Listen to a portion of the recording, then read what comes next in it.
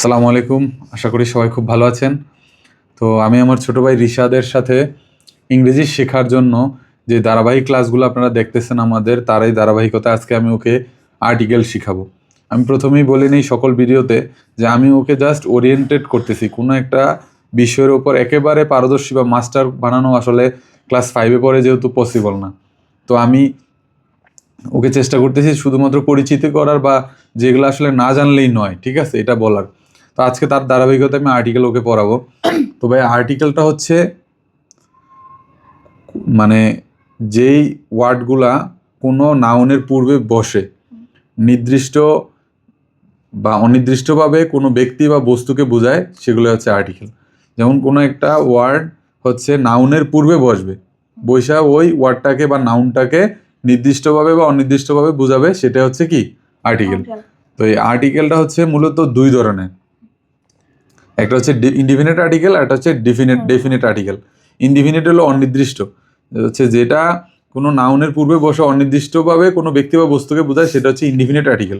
যেমন হচ্ছে এ আর এন, ঠিক আছে, এ আর এন হচ্ছে ইনডিফিনিট আর্টিকেল। যেমন হি ইজ এ বয়, এ বয় সে একজন ছেলে। তারপরে কি শি ইজ এ গার্ল, সে একজন কি বালিকা। এরকম যদি মানে একজন কাউকে বুঝাইছে, নির্দিষ্ট করে বোঝায় নাই কিন্তু, তো এটা হচ্ছে কি ইনডিফিনিট আর্টিকেল। আর ডেফিনিট আর্টিকেল হচ্ছে কি যেটা নির্দিষ্ট করে বোঝায়। তাহলে ডেফিনিট আর্টিকেল হচ্ছে শুধু দি, ঠিক আছে। দি যেমন কি বুঝাইছে, নির্দিষ্ট বস্তু বা হ্যাঁ, দি স্টুডেন্ট ছাত্রকে নির্দিষ্ট করে বুঝাইছে ছাত্র। তারপরে দি চেয়ার ইজ ব্রোকেন, চেয়ারটাকে নির্দিষ্ট করে বুঝাইছে দি, এরকম আর কি। তাহলে আমরা কি বুঝলাম, এ এন দি এই তিনটাই মিলে কি হয় আর্টিকেল। তো আর্টিকেল হচ্ছে দুই ধরনের, একটা হচ্ছে ইনডিফিনিট আর্টিকেল, একটা হচ্ছে ডেফিনিট আর্টিকেল। ইনডিফিনিট আর্টিকেল হচ্ছে দুইটা, কি কি, এ আর এন। আর ডেফিনিট আর্টিকেল হচ্ছে একটা, শুধু দি। মনে থাকবে, কোনো মুখস্থ নয়, শুধু বুঝবা, ওকে। এইবার এ আর এন এর ব্যবহারটা আমরা শিখবো, ঠিক আছে। প্রথমত এ বসে হচ্ছে কনসোনেন্ট।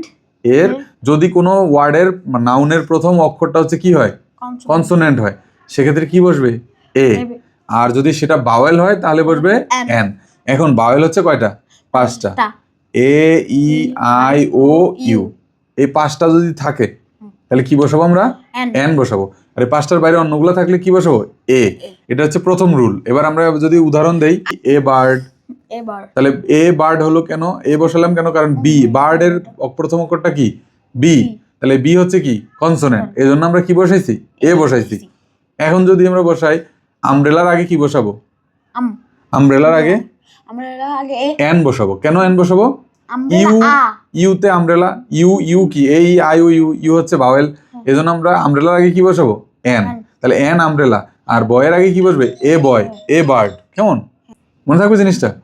এইবার দ্বিতীয় যেই রুলসটা আসে সেটা হচ্ছে এ যদি, খেয়াল করো, তোমার যদি কোনো ভাওয়েলও যদি ইউ এর মতো উচ্চারণ হয়, ইউ এর মতো উচ্চারণ হয় বা ওয়াও এর মতো উচ্চারণ হয়, ভাওয়েল থাকা সত্ত্বেও, সেখানে আমরা এন না বসে কি বসাবো, এ বসাবো। যেমন কি এ ওয়ান আইড ম্যান, তাহলে ওয়ান এর উচ্চারণটা কেমন হয়েছে, ওয়াও, ওয়ান, ওয়ান, ও কিন্তু ভাওয়েল, ঠিক না। তাহলে এখানে কি বসানোর কথা ছিল, এন, কিন্তু আমরা এ বসাইলাম, কি কারণে, ওয়াও এর মতো উচ্চারণ হয়েছে, এই জন্য আমরা কি বসাইলাম এ। তাহলে এ ওয়ান আইড ম্যান। তারপরে আছে আরেকটা আছে, কি বসাইতে পারি আমরা, ইউনিভার্সিটি, এ ইউনিভার্সিটি। দেখো ইউ এ কি এর মতো উচ্চারণ হয়েছে, ইউ এর মতো, ইউ এর মতো, এ ইউনিভার্সিটি। আমব্রেলা আর ইউ পার্থক্য আছে না। তাহলে ইউ, ইউ যখন ইউ এর মতো উচ্চারিত হবে তখন কি বসাবো আমরা, এ বসাবো, এন না বসায় এ বসাবো, বুঝতে পারছো। তাহলে a umbrella, sorry, a university, a one eyed man. আবার দেখো সেম ওয়েতে যদি এইচ থাকে কোনো জায়গায়, এইচ যদি উচ্চারিত না হয়ে এইচ এর পরের যে ভাওয়েলটা থাকে সেটা উচ্চারিত হয়, সেক্ষেত্রে আমরা এইচ কি কনসোনেন্ট না, সেখানে বসানোর কথা ছিল কি এ। কিন্তু আমরা যদি এইচ উচ্চারিত না হয়ে পরের ভাওয়েলটা উচ্চারিত হয়, সেখানে আমরা কি বসাবো, এন, ঠিক আছে। উদাহরণ যদি দেই, কি এন অনেস্ট ম্যান। দেখো অনেস্টের মধ্যে এইচ আছে না, তাহলে হনেস্ট হওয়ার কথা ছিল না, হনেস্টের মধ্যে এইচ উচ্চারিত হয় নাই, তাহলে অনেস্ট। এইচ এর পরের অক্ষর কি ও, তাহলে ও উচ্চারিত হয়েছে, তাহলে অনেস্ট এন, অনেস্ট ম্যান। এই জন্য আমরা অনেস্টের আগে কি দিছি, এন দিছি, মনে থাকবে। তাহলে আমাদের রুলস 3টা চলে গেল। এবার 4 নাম্বার রুলস যদি আমি পড়ি, তারপরে দেখো 4 নম্বর রুলস হচ্ছে কোনো কোনো সংক্ষিপ্ত, বলে না সে বিএ পাস করছে, বিএসসি পাস করছে, এইরকম এই বিএসসি, বিএ, এমএ এগুলো উচ্চারণ করতে যায় যদি কোনো ভাওয়েলের মতো উচ্চারিত হয়, যেখানে বাউল উচ্চারিত হবে সেখানে কি দেবো আমরা এন, আর যেখানে কনসোনেন্টের মতো উচ্চারিত হবে সেখানে আমরা কি দেবো এ। এবার যদি বলি he is M A M B B S, তাহলে এম উচ্চারণ করতে দাও এ এম এম, এম উচ্চারণ করতে এ একটা উচ্চারণ হয় না এম, তাহলে এখানে কি বসাবো আমরা এন। কি কারণে? কারণ এ উচ্চারিত হয়েছে। এটা কি? এটা হচ্ছে একটা ভাওয়েল, মনে থাকবে। এবার আবার দেখো এফসিপিএস, এফসিপিএস এফ উচ্চারণ করতে কি উচ্চারিত হয় F A F A F F, বুঝছো জিনিসটা? তাহলে এখানে আমরা কি বসাবো এন। এবার দেখো যদি আমরা বিএসসি উচ্চারণ করি তাহলে বি উচ্চারণ করতে কি উচ্চারিত হয়, তাহলে আমরা কি দেবো এখানে এ, তাহলে এ বিএসসি, মনে থাকবে। যেটাতে উচ্চারণ করতে গেলে এ উচ্চারিত হয়, ভাওয়েল উচ্চারিত হয়, সেটাতে আমরা দেবো এন, আর যেটাতে উচ্চারণ করতে গেলে কোনো ভাওয়েল উচ্চারিত হয় না সেটাতে দেবো কি আমরা এ, মনে থাকবে। এবার আমরা এ আর এন এর ব্যবহার শিখে ফেলছি। এবার আমরা কি দিতে চলে যাব। দি মানে ডিফিনিট আর্টিকেল, ডেফিনিট আর্টিকেল এটা মানে নির্দিষ্ট করে বুঝাইবো। কোনো একটা জাতিকে বা শ্রেণীকে যদি নির্দিষ্ট করে বোঝায় তাহলে কি দিব আমরা দি দেব। যেমন দি স্টুডেন্টস, এখানে ছাত্রছাত্রীদেরকে নির্দিষ্ট করে বুঝাইছে, তাই না? তাহলে দি স্টুডেন্টস। তারপরে যদি কোনো ধরনের সাগর, নদী, মহাসাগর, উপসাগর, জাহাজ, দ্বীপপুঞ্জ, পর্বত ইত্যাদি এসব বোঝায়, এদের আগে কি বসাবো আমরা দি বসাবো। যেমন দি যমুনা, দি পদ্মা, দি হিমালয়স, দি প্যাসিফিক, এরকম কথা বলছো। তারপর হচ্ছে কোনো ধর্মগ্রন্থ বা পত্রিকার নামের পূর্বেও কি বসবে দি বসবে। যেমন the holy Quran, the Bible, the Daily Star, এগুলা ডেইলি স্টারটা কি একটা পত্রিকার নাম। এবার দেখো পৃথিবীতে একটি আছে এমন যদি বুঝায় সেটার ক্ষেত্রে আগে কি বসাবো আমরা দি বসাবো। চাঁদ পৃথিবীতে কয়টা আছে একটা, তাহলে চাঁদের আগে কি বসাবো চাঁদ, ইংরেজি কি মুন, তাহলে দি মুন। সূর্য কয়টা আছে সূর্য একটা, তাহলে দি সান, কথা বুঝতে পারছো। তারপরে দক্ষিণ কয়টা একটাই, দি সাউথ। উত্তরে একটাই, দি নর্থ, বুঝতে পারছো। পৃথিবীতে যে জিনিসটা একটা আছে সেটার পূর্বে আমরা কি বসাবো দি বসাবো, ক্লিয়ার। এইবার আমরা যদি কোনো ধরনের অ্যাডজেক্টিভের পূর্বে কখনো দি বসে না কিন্তু সেটা যদি কোনো জাতি প্রকাশ করে সেটার ক্ষেত্রে দি বসে। যেমন দি রিচ মানে ধনী, দি পুয়ার মানে গরিব, দি ব্রেভ সাহসী। কোনো একটা জাতির পূর্বে কি যদি অ্যাডজেক্টিভ দিয়ে কোনো জাতিকে বোঝায় সেক্ষেত্রে কি বসাবো আমরা দি বসাবো, ক্লিয়ার। এবার দেখো অ্যাডজেক্টিভ এর সুপারলেটিভ ফর্ম এর পূর্বে দি বসে। যেমন হি ইজ দ্য টলেস্ট বয়।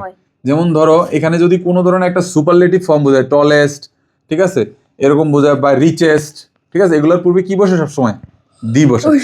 এবার দেখো বর্ণমালা বা অর্থপূর্ণ ভৌগোলিক নামের পূর্বে দি বসে। যেমন দ্য ইউএসএ, দি ইউকে, দি পাঞ্জাব, এগুলো দেশের নাম আর কি, বুঝছো।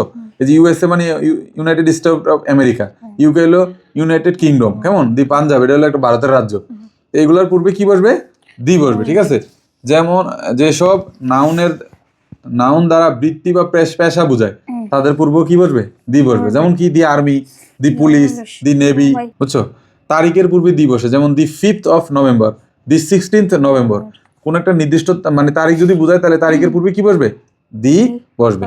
বিখ্যাত স্থান, জাহাজ, ট্রেন, বিমানের নামের পূর্বে দি বসবে। যেমন দি তাজমহল, তাজমহল আছে না, দি পাহাড়পুর, দি 7 গম্বুজ মস্ক, দি টাইটানিক, দি কি মহানগর এক্সপ্রেস, দি কনকর্ড, দি ইগল ইত্যাদি, ঠিক আছে। তাহলে কি বুঝাচ্ছে মানে যে কোনো একটা জিনিস যদি নির্দিষ্ট করে বোঝায় তাহলে সেক্ষেত্রে আমরা কি করব ওইটার পূর্বে আমরা দি বসাবো, কথা ক্লিয়ার। তাহলে মোটামুটি তুমি বুঝতে পারছো তো নাকি? এবার যদি একটু রিক্যাপসুলেশন করি তাহলে কি প্রথম হচ্ছে আর্টিকেল হলো কোনো নাউনের পূর্বে যে জিনিসগুলো বৈশা নাউনকে নির্দিষ্ট বা অনির্দিষ্ট করে বোঝায় সেটা হলো আর্টিকেল। আর্টিকেল কয় ধরনের? দুই ধরনের, একটা হচ্ছে ইনডিফিনিট আর্টিকেল, একটা হচ্ছে ডেফিনিট আর্টিকেল। ইনডিফিনিট আর্টিকেল হলো এ আর এন, আর ডেফিনিট আর্টিকেল হলো দি। এ আর এন বসে কোথায়? এ বসে হলো বাওয়েলের কনসোনেন্টের পূর্বে আর এন বসে বাওয়েলের পূর্বে, ঠিক আছে। প্রথম নিয়ম হচ্ছে এটা। তারপরে বাওয়েল যদি ওয়াও এর মতো বা ইউ যদি ইউ এর মতো উচ্চারিত হয় সেক্ষেত্রে ওটার পূর্বে কি বসে এ বসে। আর এ যদি উচ্চারিত না হয়ে ও মানে বাওয়েল উচ্চারিত হয় সেখানে আবার কি বসে এন বসে। আর নির্দিষ্ট করে কোনো জাতি, কোনো পেশা, কোনো জাহাজ, কোনো ধরনের স্থাপনা এগুলা বুঝাইলে তাদের পূর্বে কি বসে দি বসে, ক্লিয়ার। পারবা? এখন আমরা এক্সারসাইজে গেলে পারবা তো? ওকে। তো এই হচ্ছে যারা কষ্ট করে ধৈর্য ধরে এই ক্লাসটা এতক্ষণ দেখলেন তাদের সবাইকে আমি থ্যাঙ্কস জানাবো। এবং হচ্ছে আমাদের এই পেজটা ফলো দিয়ে রাখবেন নতুন নতুন এরকম ভিডিও পাওয়ার জন্য। এবং আপনিও কিন্তু আপনার বাচ্চা বা আপনার ছোট ভাই যারা আছে তাদেরকে এভাবে করে শেখাতে পারেন, শেখালে অবশ্যই তাদের কিন্তু কাজে আসবে বিষয়গুলো। ভালো থাকবেন, আজকের মতো বিদায় নিচ্ছি, আল্লাহ হাফিজ।